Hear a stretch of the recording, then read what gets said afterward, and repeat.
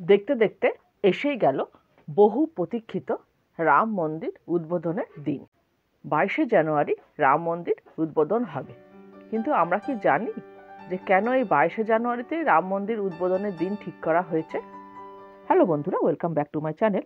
আজকে আমি তোমাদের কাছে শেয়ার করব যে 22শে জানুয়ারি কেন রামলালার প্রাণ প্রতিষ্ঠার জন্য দিনটি বেছে নেওয়া হয়েছে।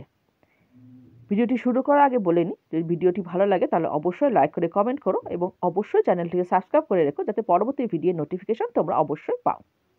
তো চলো দেরি না করে শুরু করি। 22শে জানুয়ারি হচ্ছে শুক্লপক্ষের দ্বাদশী তিথি এবং এই দ্বাদশী তিথিকে বলা হয় কর্ম দ্বাদশী। 22শে জানুয়ারি হচ্ছে কর্ম দ্বাদশী তিথি। ভগবান বিষ্ণু কুর্ম অবতারে বিষ্ণু এক বিশাল কচ্ছপের রূপ ধারণ করেছিলেন এবং সমুদ্র মন্থনের সময় মন্দার পর্বত নিজের পৃষ্ঠে ধারণ করেছিলেন। এর ফলে দেবতা ও দানবদের মিলিত শক্তিতে সমুদ্র মন্থন করা সম্ভব হয় এবং অমৃত উঠে আসে এবং এটি ছিল কর্ম দ্বাদশীর দিন। 22শে জানুয়ারিকে এই হিসাবে খুবই শুভ বলে মনে করা হয়েছে। যেহেতু ভগবান রাম ভগবান বিষ্ণুরই আরেকটি রূপ, সেহেতু এই দিন বেছে নেওয়া হয়েছে। 22শে জানুয়ারি জ্যোতিষ মতে খুবই একটি পবিত্র তিথি।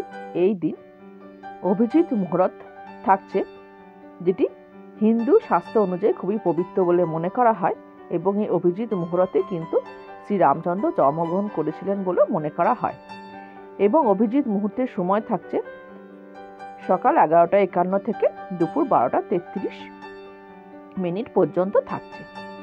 এছাড়াও এদিন থাকছে সর্বার্থ সিদ্ধি যোগ, অমৃত সিদ্ধি যোগ এবং মৃগশীর্ষ নক্ষত্র থাকছে। এই মৃগশীর্ষ নক্ষত্র বা মৃগশিরা নক্ষত্র এর গুরুত্ব কি? না, মৃগশিরা নক্ষত্রকে বলা হয় গড অফ ইমমর্টালিটি এবং এর সিম্বল বা চিহ্ন হচ্ছে একটি হরিণের মাথা এবং এই মৃগশীর্ষ নক্ষত্র বা মৃগশিরা নক্ষত্র হিন্দু ঐতিহ্য অনুযায়ী খুবই শুভ বলে মনে করা হয়।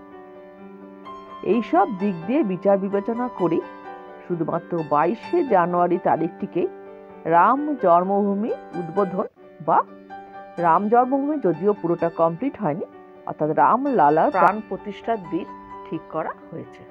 22শে জানুয়ারি রাম মন্দির উদ্বোধনের দিন দেশ থেকে প্রায় 3 থেকে 5 লাখ ভক্ত অযোধ্যায় যাবেন এবং এই সংখ্যা আরও বেশি হতে পারে বলে মনে করা হয়েছে এবং তারই প্রস্তুতি শুরু হয়েছে।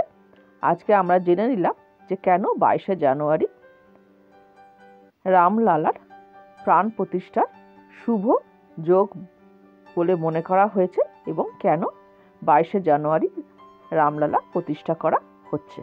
এ প্রসঙ্গে আমি তোমাদের কাছে আরেকটি ইনফরমেশন দিয়ে রাখি যে এই রাম মন্দির তৈরি হচ্ছে ঐতিহ্যবাহী নাগারা শিল্পশৈলীর আদলে এবং এই রাম মন্দিরটি পূর্ব থেকে পশ্চিমে 380 ফুট দীর্ঘ, চওড়া 250 ফুট।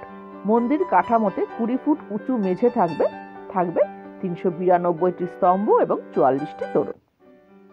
এই মন্দির তৈরির স্থপতির নাম চন্দ্রকান্ত সোমপুরা, তার ছেলে নিখিল সোমপুরা এবং আশিস সোমপুরা। এই মন্দিরের গর্ভগৃহে একটি মাত্র দরজা থাকবে।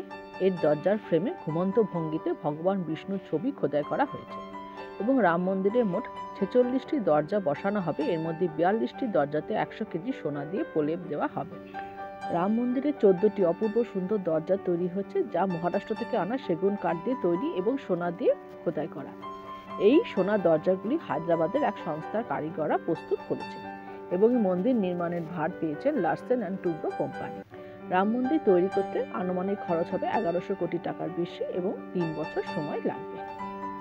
তাহলে 22শে জানুয়ারি রাম মন্দির নির্মাণের প্রস্তুতি পর্ব দেখবার জন্য সারা বিশ্ব যে তৈরি হয়ে আছে সেটি আমরা বুঝতেই পারলাম দিন এবং রাম মন্দির বা রামলালার প্রাণ প্রতিষ্ঠার দিন উদ্বোধন করবে প্রধানমন্ত্রী শ্রী নরেন্দ্র মোদীজি।